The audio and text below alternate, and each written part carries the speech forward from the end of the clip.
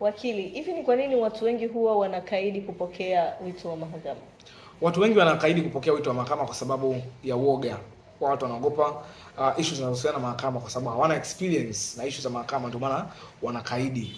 Na summons inakuwa issue chini ya kifungu cha 29 inakutaka wewe, kifungu cha 29 cha sheria ya mwenendo wa madai inakutaka kuhudhuria mahakamani kwenye shauri lako pale ambapo unadaiwa.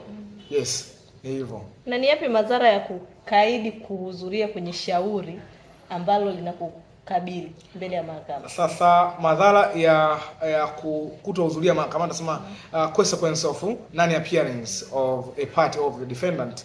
Madhara ya wewe kutohudhuria mahakamani ni kwamba mahakama imsubiri mtu siku zote. Kwa maana yake mwenendo na shughuli za mahakama zitaendelea dhidi yako bila ya wewe kuwepo. Tunasema expert proceedings itaendelea dhidi yako.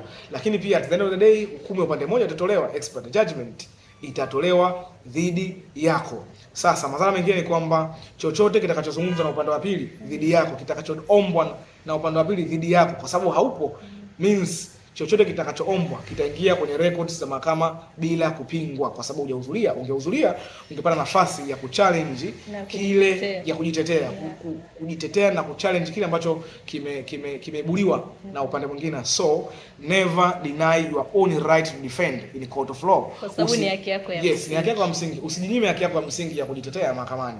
Kwa ni hivyo tu. Kwa ajili ya kupata tips za sheria usisahau kucomment, kushare, pia utufollow. Yes.